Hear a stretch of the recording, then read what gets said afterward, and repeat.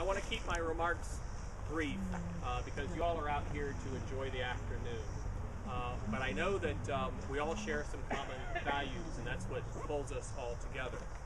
It's been amazing 6 years to be down there in the General Assembly representing you, and I want to make sure that I'm back down there after November to continue representing your voices in the Virginia House of Delegates. My mom mentioned what's happening at the federal level, and I think that kind of gives us an opportunity here in Virginia to kind of soul search about what do we want for our community, what do we want for our Commonwealth, and what do we stand for? There's a lot of politicians out there who will say that they're running for election to serve the public, to protect our quality of life. I've never heard a politician say that they aren't for that, quite frankly. My heroes, though, the ones that I admire the most, and the thing that I strive to do is not just think about our quality of life for today, but to make the tough decisions that are necessary to protect the quality of life for future generations.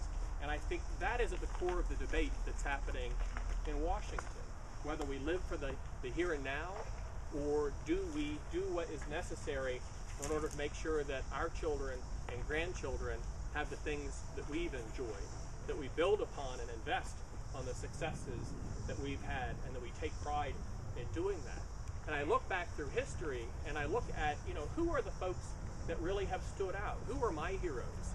Well, you got Teddy Roosevelt, who had the foresight to really get the conservation movement going. You've got people like FDR, who had the foresight in the middle of a depression, the Great Depression, to realize that we needed to do better for our senior citizens and for the unemployed, and that was necessary. It was an investment we were making in our future, and it worked. You got people like Kennedy, who got up there and said, this needs to be a shared sacrifice. This isn't about ourselves. This is about all of us. We're a nation, and that is where we ought to be striving for. In Virginia, we're at a similar crossroads, quite frankly, and you see it in the debates that Ken and Eileen and me and Dave have on the House floors, which is, are we going to make the decisions? Are we going to make the investments that make Virginia better for the long term? You see that in transportation.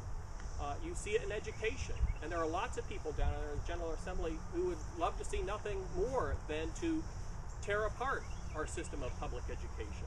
We see that all the time, but we can't do that. There's no better investment, no single more important investment that we can make than to invest in our children. Our environment, those who are disabled, we need to be able to give them hope for the future. That's what this is all about. Those are our common values that I'm down there fighting for, and I want to be able to fight for you all. I can't do that alone. I'm so grateful that I have my colleagues here from the General Assembly, and I know they fight very hard all the time to go ahead and do that. I know you all do too. You wouldn't be here if you didn't care. Our candidates out there for the school board wouldn't be here if you didn't care about the future of our community and the future of our Commonwealth. As was mentioned, my district got changed up quite a bit. It's about 50% new. But I've been out there every day knocking on doors. I haven't kept track, but I know my campaign manager has, and I've knocked on somewhere between 3,000 and 4,000 doors. That's not so important as the fact that I'm out there engaging those constituents and those voters and letting them know that we stand for something, and that there's something more important than us individually, and that's the community at large, and making sure we do justice to future generations.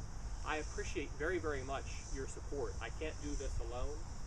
I need your sweat equity. I certainly need your help in fundraising, and I appreciate that. So with that, thank you so much for coming out. I appreciate your support, and come November, we're going to go back down to our General Assembly, and we're going to go ahead and fight for those values, and we're going to prevail. So thank you.